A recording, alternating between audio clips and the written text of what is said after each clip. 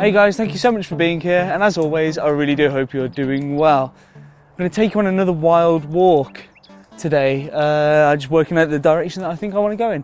It's a bit more difficult. I was doing the wild walks, of course, in the winter, and in winter things are easier to navigate. We're coming into spring here in the UK, well actually moving towards summer with every day, and things are coming into life and it's a bit harder to navigate around. The topic of today that I want to talk to you about is getting your girlfriends, your female friends, your wives, partners out into the wild with you. When I go out on camps with other wild campers, one of the questions that I often get asked by them is, how do you manage to get your wife to come along with you? Of course, she's been in a number of films, but that are on this channel, not just a number of films. I'm sorry if that came across wrong, love. I didn't mean it that way. But she's been in a number of the wild camping videos, some outdoor videos here and there. You'll have seen her in the background. But essentially, she takes part. She takes part in a lot more that are not filmed, and she stays in the background for others. How did I get her to do this miraculous thing of joining me out in the wilderness when you guys might be struggling with it? It's pretty simple. I told her that I'd take care of everything. She didn't need to learn anything. She didn't need to do anything. She essentially just needed to come along and enjoy it, and I'll take care of everything. I'll cook the food. I'll process the food, process the wood. She helps me do these things. She helps me process wood. She keep it clean. She helps me process tinder. She'll essentially helps me with all of the everyday stuff, but she doesn't have to. If at any point she wants to just go and sit down in the hammock and enjoy the experience, she can do that. Now, she's not necessarily someone that loves the outdoors, got to go outdoors all the time like me, and probably like you guys at home. But I think the fact that she doesn't have to do anything is a great draw. It gets her in, and she's mentioned this to me in the past. This isn't just me sort of second guessing everything. And I think if you did the same, you might be able to get your friends out with you that are female, your girlfriends, your partners, people you'd like to join you. One of the big sticking points though, as you probably know, is going to the bathroom, right? Going to the toilet. Walked into a nice cobweb there, tasty. Yeah, one of the sticking points with a lot of ladies is using the bathroom, but at the end of the day, we go to the bathroom in a luxurious way these days, but they can just abandon that really. If they just realise that they can just go to the bathroom anywhere.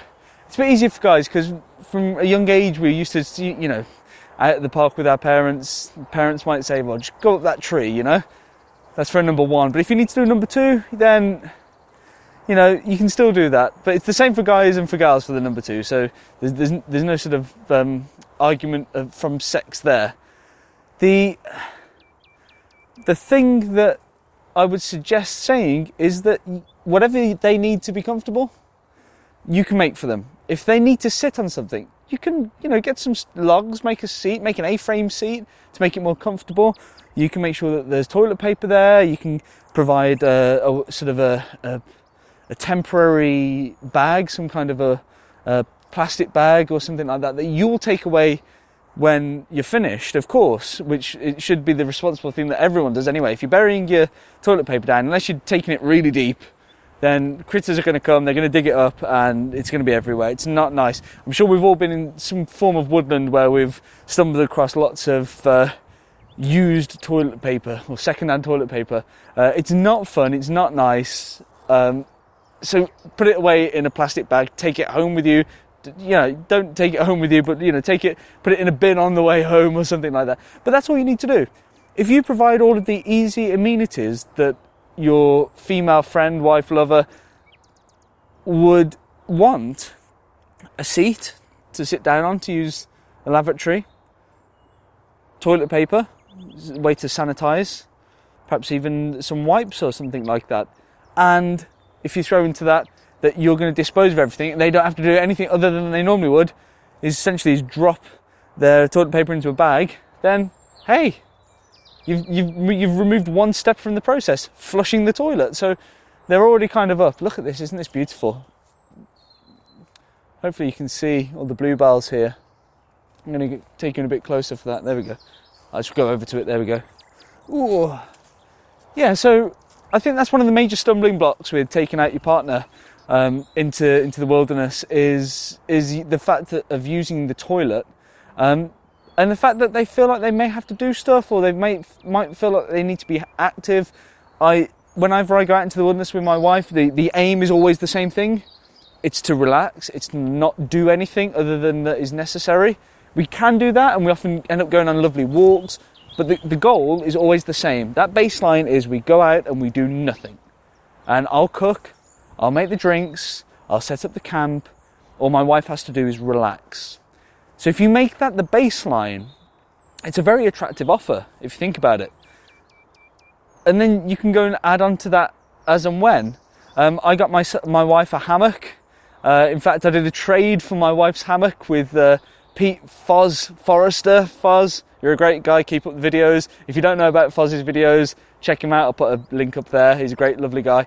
And he had an extra hammock that he didn't need, and I traded for one for my wife in case she didn't want to go out and enjoy nature. She loved the hammock so much, it makes her go out and use it because it's really luxurious. It's not on the floor, it's away from all the grubby insects and the dirt and everything. It's something she can sit in and relax in and feel comfortable in. So you might want to get some kind of comfort system on the go as well, something that's not on the floor per se.